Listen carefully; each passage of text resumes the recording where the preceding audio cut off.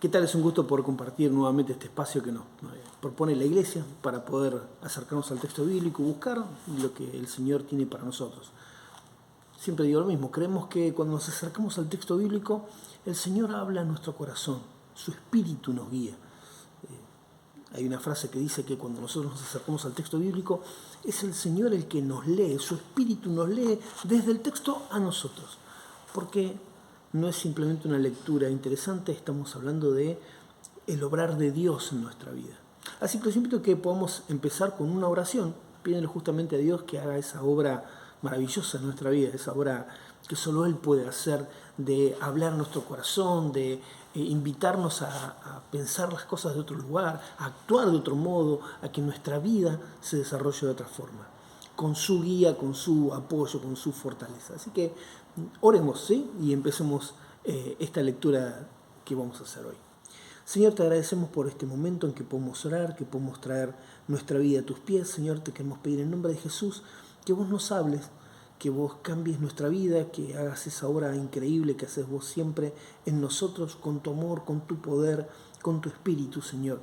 Que nos hables, que nos guíes, que nos desafíes, que nos interpeles, Señor, y que nos lleves a esa vida abundante que solo vos podés darnos.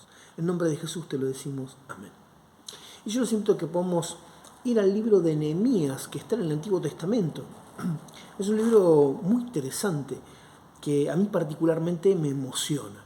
Y vamos a leer algunos versículos salteados, algunas partes, y vamos a comentar un poco de esta historia, porque tiene mucho para ofrecernos. Y vamos a ver al menos algunos aspectos de toda la riqueza que el texto tiene para aportarnos. Vamos a empezar leyendo en los primeros versículos del capítulo 1, y dice así: palabra de Nehemías, hijo de Alaquías. Aconteció que en el mes de Kisleu, que es un modo que tenían el pueblo de Israel de llamar a uno de los meses del año. Por eso se menciona de este modo. En el año 20, estando yo en el palacio de Susa, vino Hunaní, uno de mis hermanos, con algunos hombres de Judá, y le pregunté por los judíos, los que habían escapado y habían sobrevivido a la cautividad, y por Jerusalén.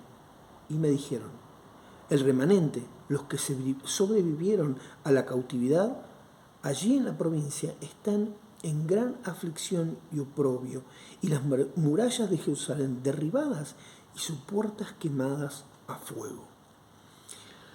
Cuando oí estas palabras me senté y lloré e hice algunos días de duelo y estuve ayunando y orando delante del Dios del cielo. Vamos a hacer una pausa aquí. El texto es muy interesante y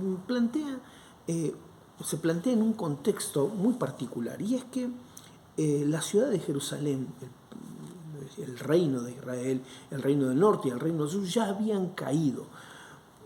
Y vamos a poner un poquito de contexto a esto. Ustedes saben que después de que Israel vuelve de la cautividad de Egipto, se instalan las 12 tribus en la tierra prometida, y allí los jueces eran los de cada tribu, los patriarcas, los caudillos eran quienes gobernaban. Sin embargo, el pueblo le pide a Dios un rey. Y aunque Dios no tenía eso en sus planes, ante la insistencia del pueblo les da un rey, y ahí viene el rey Saúl. Luego de él viene David, después viene Salomón, y ahí el reino se parte, ¿sí? A partir de injusticias, de maltratos que ya el profeta Samuel había predicho que iba a suceder de parte de la monarquía, abusos de poder y un montón de cosas, el reino se fractura y queda el reino del norte, el pueblo de Israel, y Judá al sur. A partir de esto, el reino del norte cae primero en manos de los asirios, y luego Babilonia conquista el reino del sur. A todo esto, la toma de Jerusalén es muy sangrienta, es muy violenta, y justamente es llevado gran parte del pueblo, o por lo menos los nobles y la gente que le era útil a los babilonios, son llevados a la cautividad como esclavos. Allí Nehemías se desenvuelve como copero del rey. Era un puesto de mucho honor, de mucha responsabilidad, estaba a cargo de los viñedos del rey. Y desde ese rol que él, vamos a ver luego en el capítulo 2, que él sirve el vino al rey. En esas circunstancias, por eso dice que está en el palacio de Susa, en ese momento particular de la historia, y recibe esa noticia de que en Israel, en Jerusalén, está todo destruido y devastado. Aún continúa todo destruido, nadie ha reconstruido nada y la gente que está ahí está en una situación de, dice literalmente el texto, dice que están en gran aflicción y oprobio. Las murallas de Jerusalén están derribadas y sus puertas quemadas a fuego. Una situación terrible.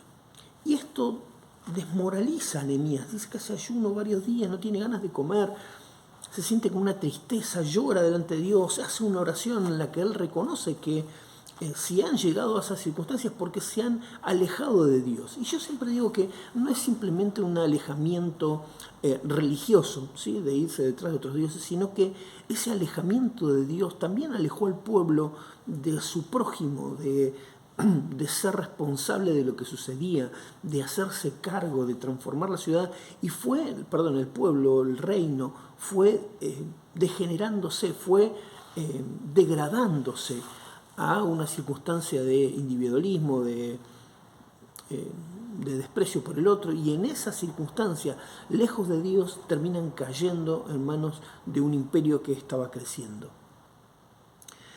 Y cuando después podemos leer en el capítulo 2, dice: aconteció que en el mes de Nisan, un tiempo después, en el año 20 del rey Artajerjes, estando ya el vino delante de él, delante del rey, tomé el vino y se lo di al rey. Y yo nunca había estado triste en su presencia. Y el rey me dijo: ¿por qué estás triste? ¿Por qué está triste tu rostro? No estás enfermo. Eso no es más que tristeza de corazón. Entonces tuve mucho temor y dije al rey: viva para siempre el rey. ¿Cómo no ha de estar triste mi rostro cuando la ciudad, el lugar del sepulcro de mis padres, está desolada y las puertas han sido consumidas por el fuego? Y el rey me dijo: ¿qué es lo que pides? Entonces oré al Dios del cielo y respondí al rey: si le place al rey y si tu siervo ha hallado gracia delante de ti, envíame a Judá, a la ciudad de los sepulcros de mis padres, para que yo la reedifique. No le está pidiendo una pavada. Hay una decisión del rey, no de capricho, sino que de repente Nehemías está proponiéndole al rey Artajerjes una decisión, un giro geopolítico importantísimo de reconstruir una ciudad como Jerusalén en esa parte del reino. Entonces el rey me dijo, estando la reina sentada junto a él: ¿cuánto durará tu viaje y cuándo volverás? Y le agradó al rey enviarme, y yo le di un plazo fijo. Y dije al rey: si le agrada al rey, que se me den cartas para los gobernadores de las provincias más allá del río, para que me dejen pasar hasta que llegue a Judá. Y ahí le plantea un proyecto que al rey le parece bien, le da cartas para que también le entreguen maderas de los bosques reales para poder reedificar, y un montón de cosas que le permiten a Nehemías empezar esto. Ir con una caravana de gente que vuelve a una tierra desolada. Pero fíjense que cuando él llega y va a visitar la ciudad y a ver cómo estaba, la ve destruida, desolada, y de repente, en un momento, después de salir a recorrer la ciudad, dice al pueblo: entonces les dije, vosotros veis la mala situación en que estamos, que Jerusalén está desolada y sus paredes quemadas a fuego. Venid, reedifiquemos la muralla de Jerusalén para que ya no seamos un oprobio.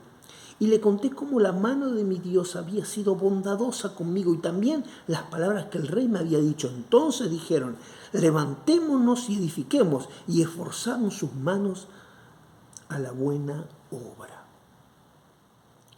Pero cuando se enteraron Sanbalat horonita, Tobías el oficial amonita y Gesén el árabe se burlaron de nosotros, nos despreciaron y dijeron: ¿qué es esto que estás haciendo? ¿Os rebeláis contra el rey? Y yo le respondí y le dije: el Dios del cielo nos dará éxito. Por tanto, nosotros, sus siervos, nos levantaremos y edificaremos, pero ustedes no tienen parte, ni derecho, ni memoria en Jerusalén. El texto sigue.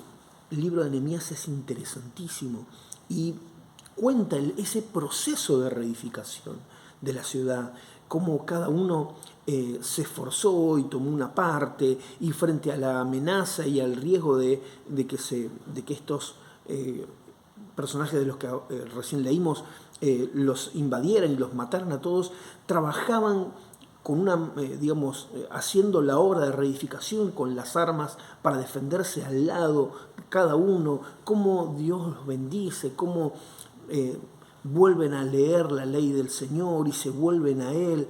Y hay un proceso de reconstrucción de la ciudad y de reedificación, no solamente edilicia, sino de la dignidad de estas personas, de sentirse nuevamente un pueblo con una identidad. Pero hay aquí analogías que son imposibles de soslayar, son imposibles de no hacer. Y es que, ¿cuántas veces nos sucede que nuestra vida es la que está destruida, desmoronada, desolada, por múltiples circunstancias? Puede ser que, como en este caso el pueblo de Israel se había alejado de Dios, su comunidad, su sociedad se había degradado al punto tal que terminan siendo sin sabiduría una presa fácil para el imperio de turno. Tal vez sucede que por circunstancias indirectas uno sufre distintas situaciones, pero a lo que voy es que esas circunstancias de repente caer uno en cuenta que está en este lugar desolado, destruido, desmoronado. La vida de uno a veces se desmorona por diferentes circunstancias. Sin embargo, hay un momento, hay un punto de inflexión, y es cuando el Señor trae ese momento. El silencio a veces es demoledor. A veces el silencio, la espera en Dios, cuando uno está desesperado por ese obrar de Dios, y el silencio es ensordecedor. Ese momento es muy difícil. Ese momento en el que uno espera, y hasta que llega el momento de iniciar ese proceso de reconstrucción, ese tiempo es muy difícil de digerir. Pero es un tiempo en el que Dios también hace su obra, porque el silencio de Dios también es un tiempo de reflexión, es un tiempo en el que Dios obra en nosotros. Y a veces, aunque nosotros no sabemos procesar ese silencio, tanto de Dios como nuestro, como de las circunstancias, la cosa no cambia y uno se empieza a desesperar. Sin embargo, Dios tiene un momento justo, oportuno para obrar. Como el momento en que Nehemías, frente al rey, está triste, él no dice nada, simplemente no sabe qué hacer. Y Dios permite que el rey mismo sea el que le dice: ¿pero qué te pasa? Vos nunca estuviste triste. Y ahí se inicia el proceso de reconstrucción, con el obrar de Dios. Y el proyecto es aprobado y se dan una serie de cosas en las que Dios indudablemente pone su mano y se permite esa reconstrucción. En nuestra vida también pasa igual. A veces hay un tiempo incierto de silencio y de desesperación porque las cosas no cambian, pero Dios tiene sus tiempos, sus momentos. Hay una palabra en griego que significa, que es kairos, que tiene que ver con ese momento oportuno que Dios tiene para actuar, ni antes ni después. Ese es el momento, la oportunidad, hoy diríamos esa ventana de oportunidad, pero en la mente de Dios. Entonces ese momento oportuno en el cual Dios obra no es ni antes ni después. Por más que nosotros nos desesperemos, el proceso de Dios es maravilloso. Y en ese momento particular, cuando se inicia, las cosas no cambian necesariamente de un día para otro, de un modo así mágico, sino que Dios tiene sus procesos y obra en nosotros de modos maravillosos, sorprendentes. Y el proceso de reconstrucción es larguísimo en Jerusalén, porque había que reconstruir no solamente una ciudad, había que empezar por murallas, por puertas, seguridad, y esa reconstrucción desde puros escombros amontonados hasta que la ciudad vuelva a ser segura es un proceso largo, tedioso a veces, y a veces inclusive peligroso, porque como les mencioné, estos personajes que habíamos mencionado, Sanbalat, Horonita, ya les digo bien, Sanbalat, Horonita, Tobías el oficial amonita y Gesén el árabe. Evidentemente eran personas importantes y con poder y que se oponían porque los intereses de ellos no estaban alineados con los del pueblo de Dios, se oponían a esta reconstrucción. Sin embargo, Dios es el que sostiene, da fortaleza y oportunidades para que estas murallas se reconstruyan y se vuelva a reedificar el templo y la sociedad vuelva. Esa reconstrucción es una reconstrucción que conlleva reconstruir autoestima, reconstruir una mirada sobre nosotros mismos, sobre nuestras dignidades, sobre el perdón hacia uno mismo, hacia otros, esa reconstrucción de puentes rotos que a veces se desmoronan por nuestra insensibilidad o por nuestra forma violenta de relacionarnos o por menosprecio o que no nos importa. Pero cuando Dios obra, reconstruye. Cuando Dios obra, transforma nuestra mirada de la realidad, transforma nuestra mirada acerca del otro. Porque no solamente pensar en la reconstrucción de mi vida o de mis cosas cuando están desmoronadas. Si nosotros miramos a nuestro alrededor, seguramente vamos a encontrar personas que tienen su vida desmoronada, agrietada, caída. ¿Cuánto nosotros debemos involucrarnos en esa reconstrucción? Al menos no ser como Sanbalat y estas personas que intentaban continuamente boicotear esa reconstrucción. Eso ya es un gran paso. Sin embargo, el Señor también nos impulsa con su amor a ser parte de la reconstrucción unos de otros. Nos invita a poder mirar más allá de nuestro propio ombligo. Mirar qué hay, qué le está pasando a mi hermano, en dónde está parado, qué ser cristianos, encontrarnos con Dios, a qué nos impulsa, a qué nos desafía en relación a quienes nos rodean. Y esa clave para tratar de comprender la vida es la que nos permite transformar no solamente mi vida, mi entorno, mis amigos, mi comunidad de fe, sino la sociedad en la que yo vivo también. Así que me gustaría que podamos concluir este devocional con una oración pidiendo a Dios que sea Él el que obre.